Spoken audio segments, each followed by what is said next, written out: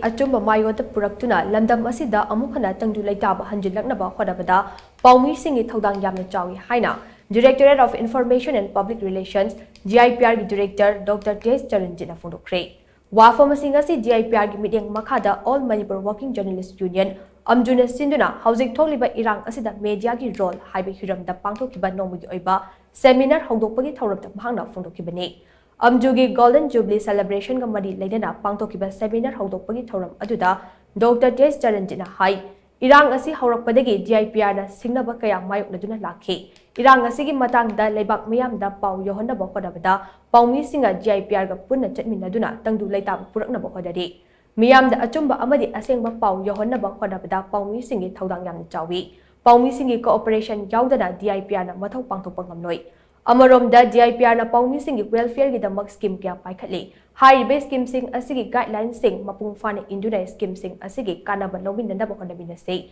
loine na ngasi pangthokliba seminar asigi recommendation na Lamdam Asida Amuk Hanna Tangdu Leitaba purakpada Thoudang lawrakani haibagi thajaba lei hainasu mahangna makata ki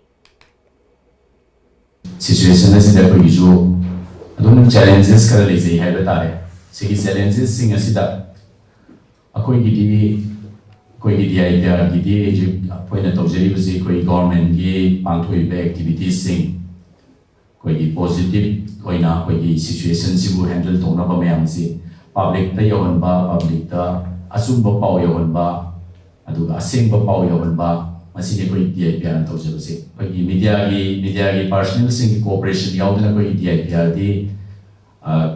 कैसु तौबंगम दबा दुगुम बने highway तारे like कोई duty सिदा अनै one way ने सुम खंजब the कोई media से कोई DIPR दे ऑक्सीजन गुमने सि याव दे कोई रिडंडेंट होय कोई डायरेक्टर से अदला यामा कोई मीडिया सभी जनता यादबा मीडिया की कोऑपरेशन कोई ने सिक तौजबदा मीडिया कोऑपरेशन बीबी ले अदजुम तुंगदजु बीबी रो vice थमजके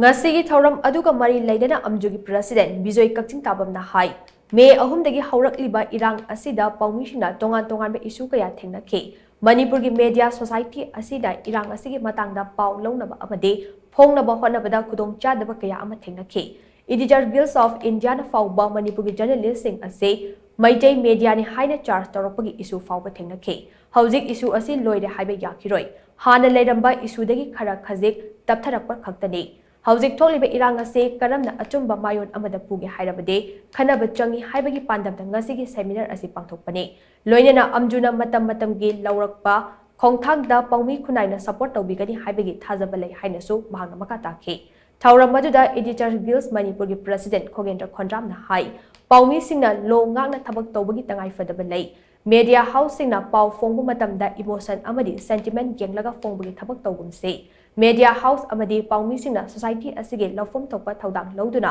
society asida Amuk Hanna Tangdu Leitaba Hanjillaknaba Hotnabada Thoudang lominasi hainaso mahangna makata ke